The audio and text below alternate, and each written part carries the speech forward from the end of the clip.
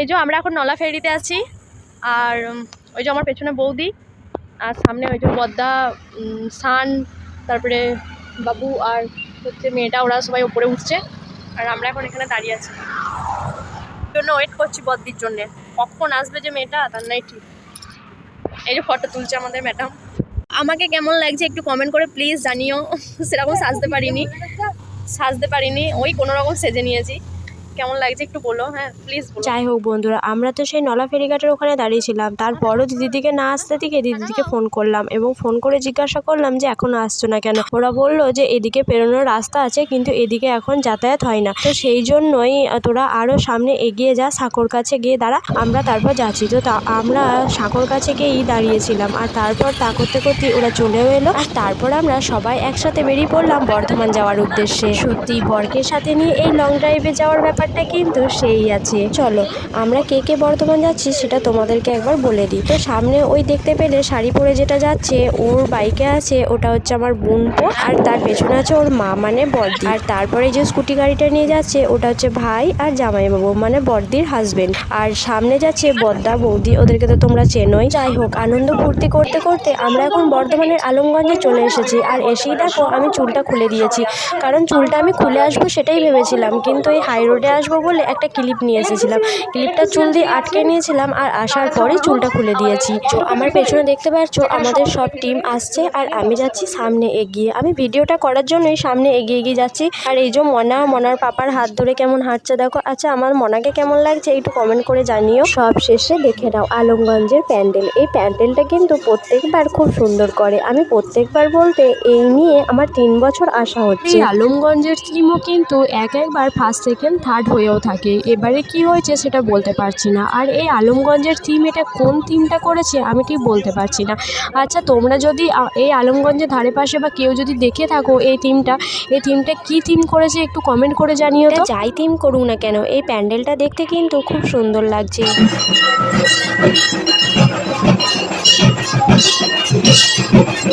প্যান্ডেলের বাইরে আসতে না আসতেই দেখি মায়ের এখানে সন্ধ্যে আরতি হচ্ছে, তাই মায়ের সন্ধ্যে আরতি দেখার জন্য পাটা একটু থমকে গেল, আর সেই ফাঁকে আমরা একটু সন্ধ্যে আরতিও দেখে নিলাম। তো চলো এরপর আবারও চলে যাই অন্য প্যান্ডেলে। বন্ধুরা, তোমাদের কাছে একটাই অনুরোধ, স্কিপ না করে পুরো ভিডিওটা কিন্তু দেখতে থাকো। এখন আমরা সবাই মিলে চলে যাচ্ছি বর্ধমানের তেলিপুকুরের উদ্দেশ্যে, আর বলতে না বলতেই দেখছো আমরা কেমন পৌঁছেও গেছি। আর বিশ্বাস করো বন্ধুরা, এখানে থিমটা কিন্তু অপূর্ব সুন্দর লেগেছে আমার এই থিমটা, আর যেটা বর্ধমানের ফার্স্ট হয়েছে মানে হচ্ছে কাশী বিশ্বনাথের থিম, সেই বর্ধমান স্টেশনে যেই থিমটা হয়েছে সেইটা, এই দুটো থিম কিন্তু আমার খুব সুন্দর লেগেছে। এটা হচ্ছে রামায়ণের থিম হয়েছে, তো এই থিমটা এত সুন্দর লাগছে দূর থেকে, আর এখানে এত ভিড় ছিল যে কি বলবো তোমাদের। জানো তো বন্ধুরা, এখানে একটা মজার ঘটনা ঘটেছে, আমি তো তোমাদেরকে বললাম যে এখানে অনেকটাই ভিড় ছিল, এখানে আমরা ঢুকতেই পারছিলাম না। তো আমি আর আমার বর আমরা দুজনে না একটা ভিআইপি লাইনে দাঁড়িয়ে পড়েছিলাম, আমাদের ভিআইপি কার্ড নেই, অথচ আমরা ভিআইপি লাইনে দাঁড়িয়ে পড়েছিলাম, আর ওরা ভেবেছে ভিআইপিদের সাথে ঢুকছি বলে আমরাও ভিআইপি, তো আমাদেরকে ঢুকিয়ে দিয়েছিল, আর আমরা যখন ঢুকতে পেরেছি তখন আমাদের দাদা দিদি সবাইকেই ঢুকিয়ে নিয়েছিলাম, তাই সেই ফাঁকেই আমরা সেই ভাগ্য করেও এই ঠাকুরের থিমটা দেখতে পেয়েছিলাম।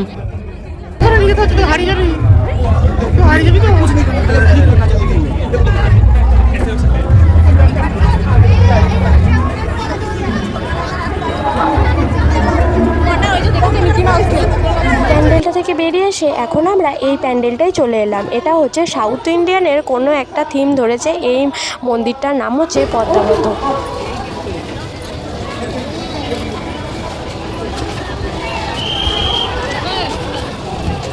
প্যান্ডেলটা দেখতে কিন্তু খুব সুন্দর লাগছে, আর এর বাইরেটা থেকে ভেতরটা আরও অপূর্ব, মানে বাইরেটা দেখে যত না মনে হচ্ছে ভেতরটা দেখে আরও অনেক। জানো তো বন্ধুরা, আমি তো এই সবে এসে 3টে প্যান্ডেল দেখলাম, তো প্যান্ডেলের মধ্যে সব থেকে আমার নজর কেড়েছে কোনটা জানো তো, আমি তো দেখলাম 3টে প্যান্ডেল, এই 3টে প্যান্ডেলের মধ্যে কিন্তু 2টো প্যান্ডেলে দেখলাম যেটা হচ্ছে তেলিপুকুর, আর এই প্যান্ডেলটার মধ্যে দেখলাম যে যারা এই ক্লাবের সদস্যরা তারা নাকি মানে যে যেরকম যেটা থিমটা ফুটিয়ে তুলেছেন সেই রকমই তারা সাজগোজ করেছেন, মানে রামায়ণ মন্দিরে দেখলাম তারা সেই ব্রাহ্মণদের মতো, যেমন বিহারের লোকেরা যেমন গেরুয়া ধুতি পাজামা পরে থাকে সেই রকম পরেছে, আবার এখানেও দেখলাম সাউথ ইন্ডিয়ানের থিম ফুটিয়ে তোলার জন্য সাউথ ইন্ডিয়ানের মতো ছেলেরাও সেজেছে আবার মেয়েরাও সেজেছে। দেখো বন্ধুরা, প্যান্ডেলের ভেতরে এত সুন্দর নিখুঁতভাবে কাজটা করা হয়েছে যে মনে হচ্ছে যে আমরা সাউথ ইন্ডিয়ানের মন্দিরেই চলে এসেছি।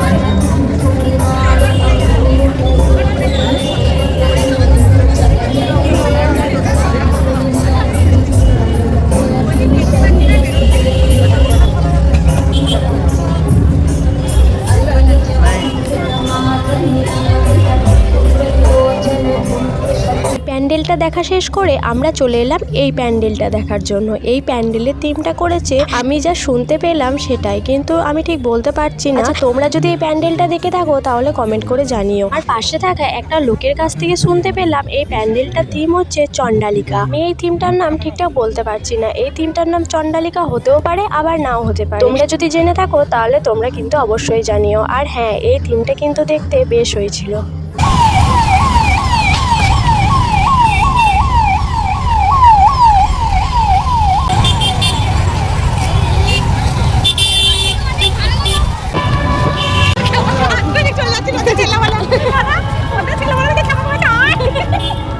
আর আমাকে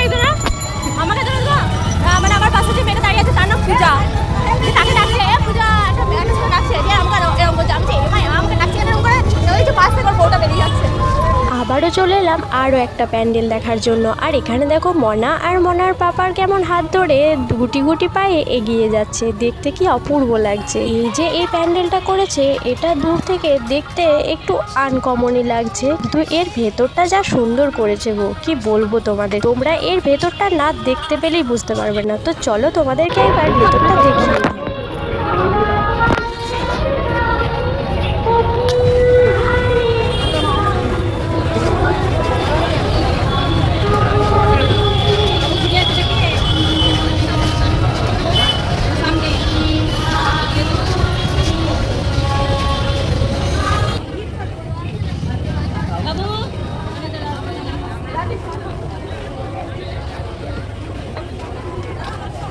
তো এই প্যান্ডেলের ভিতরটা তোমরা দেখতে পেলে, এই প্যান্ডেলটা বানানো হয়েছে, ভেতরটা ছোট ছোট ঝিনুক আয়না এসব দিয়ে এই প্যান্ডেলটা বানানো হয়েছে। এই প্যান্ডেলটা কিন্তু কারুকার্য খুব সুন্দর হয়েছে। প্যান্ডেলটা দেখার পরই আমরা এরপর খেতে চলে যাব। অনেকক্ষণ আগেই খাওয়া দাওয়া হয়েছে, প্রায় 10:30 বাজতে যায়, এখনো খাওয়া দাওয়া হয়নি। খুবই খিদে পেয়ে গেছে, তাই একটা ধাবার পাশেই চলে এলাম খেতে। আর এই ধাবাটার ভেতরেও জায়গা আছে, কিন্তু ভেতরে আমাদের এতগুলো লোকের হবে না বলে আমরা বাইরেই বসলাম। আর বাইরের লোকটাও কিন্তু দেখতে খুব সুন্দর লাগছে, তার জন্য আমরা বাইরেই সবাই বসে পড়লাম। তারপর সবাই নিজের পছন্দের মতো খাবার অর্ডার করলো। আমার তো ভালো লাগে মোমো, তাই আমি বরকে বললাম যে আমার শুধু মোমোই অর্ডার দেবে। তারপর দেখলাম যে মোমোতে খেয়ে আমার পেটটা অতটা ভরছে না, এবার সারা রাত তো থাকতে হবে, আর রাত্রেও বাড়িতে গিয়ে আর কিছু খাবো না।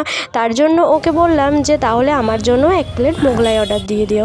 আর সবাই কেউ খাচ্ছে মোগলাই, আবার কেউ খাচ্ছে চাউমিন, মানে বদ্দা বৌদিদের পার্টিটা হচ্ছে ওরা ফুল চাউমিন খেয়েছে। বদ্দি আর জামাইবাবু ওরা দুজনেই কিছু খায়নি, ওরা আজকে করেছিল অষ্টমী, তার জন্য ওরা শুধু খেয়েছে একটা স্প্রাইট। আমার বর, বোনপো, আমার ভাই ওরা সবাই খেয়েছে মোগলাই। আর তারপরে বললাম তো আমিও মোগলাই অর্ডার করেছিলাম, আর আমিও মোগলাইয়ের দলই পড়ে গিয়েছি। সবার শেষে নিয়ে নিয়েছিলাম একটা স্প্রাইট। সবাই মিলে খেয়ে দিয়ে এখন আবারও বেরিয়ে পড়েছি স্টেশনে যাওয়ার উদ্দেশ্যে। চলো বন্ধুরা, তোমরা কিন্তু দেখতে থাকো, আমি আপাতত এখন কোনো কথা বলছি না। এই স্টেশনের কাশী বিশ্বনাথের থিমটা কিন্তু বর্ধমানের মধ্যে 1 নম্বর টপার হয়েছে, এখানে প্রাইজ পেয়েছে। তো তোমরা কিন্তু একদম মিস করো না, দেখতে থাকো। সুন্দর জিনিস দেখার জন্য একটু চুপ থাকতে হয়, কোনো কথা বলতে নাই, আর সেই জন্যই আমিও চুপ আছি। তোমরা একবার দেখে নাও।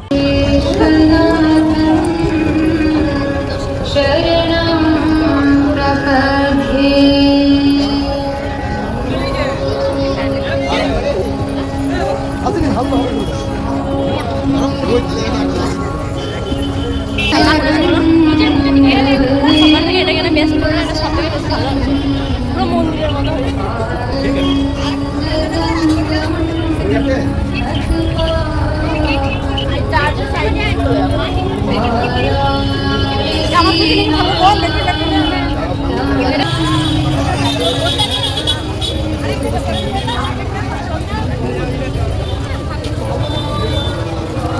বন্ধুরা, তোমরা একটু কমেন্ট করে জানিও কেমন লাগলো বলো এই থিমটা। আমার কিন্তু খুব সুন্দর লেগেছে। আচ্ছা তোমরাও কিন্তু জানিও এই থিমটা কেমন লেগেছে। প্যান্ডেলটার মধ্যে যখন প্রবেশ করলাম তখন এই প্যান্ডেলটার মধ্যে ঢুকে মনেই হচ্ছে না যে এটা কোনো প্যান্ডেল, মনে হচ্ছে সত্যি কাশী বিশ্বনাথের সেই আসল মন্দিরই চলে এসেছি। কিন্তু প্যান্ডেলের ভেতরে এই ভিউ আর পাশে একটা মৃদু শব্দের গান বেজে আসছে, মানে সম্পূর্ণ মিলেমিশে একবারে একাকার হয়ে গেছে।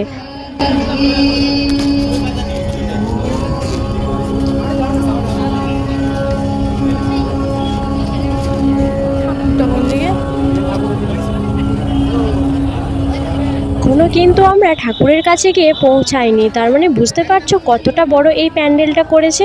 তো এরপরে চলো আমরা ঠাকুরের কাছে প্রায় চলেই এসেছি, তোমরাও একবার দেখে নাও মায়ের মুখটা।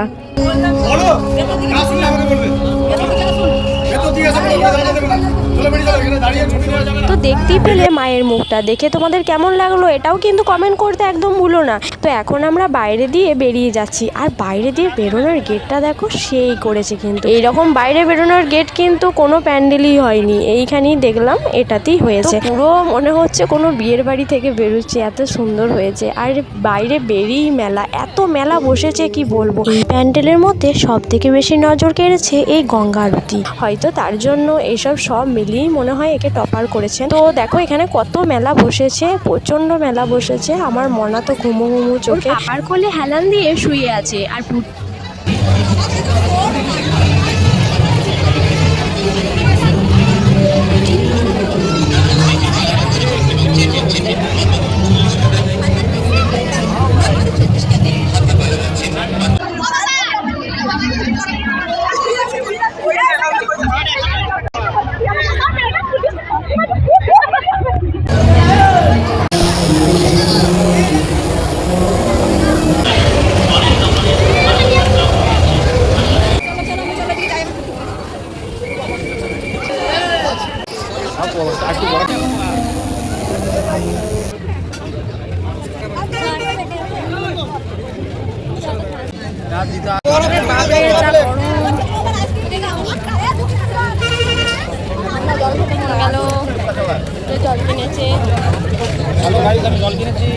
বন্ধুরা মেলা দেখা শেষে বদ্দি সবাইকে একটা করে আইসক্রিম কিনে দিয়েছে, আর আমার মেয়ের জন্যও একটা কিনে দিয়েছে। আমি তো বললাম মেয়ের জন্য দিতে হবে না, কারণ মেয়ে একটা ফুল আইসক্রিম খেলে সেটা ঠান্ডা লেগে যেতে পারে। সবার জন্য চকোবার দিয়েছে, আর ভাই একটা অন্যরকম আইসক্রিম নিয়েছে, এই যে এই সাদা কালার আইসক্রিমটা, বলতে পারছি না এই আইসক্রিমটার নাম কি, কারণ প্যাকেটটা ফেলে দিয়েছে। যাই হোক, আমরা এখন বাড়ি যাওয়ার উদ্দেশ্যে রওনা দিয়ে দিয়েছি। তো চলো আবার গিয়ে তোমাদের সাথে বাড়িতে গিয়ে দেখা হবে, আর কেমন লাগলো সব কিন্তু কমেন্ট করে জানিও। মাত্র আমরা বাড়ি এলাম, আর এসি ওই যে মনাকে খাওয়ার জন্য দুধ দিয়ে দিচ্ছি, ও খাচ্ছে। আর আমার পর একবার গেছে বাথরুমে, তো আমিও এই যে নাইটি পরে নিয়েছি। বাপরে নাইটি কমফোর্টেবল। তো গুড নাইট, সবাই ভালো থেকে সুস্থ থেকে সাবধানে থেকে, আমি এখন চলো টাটা।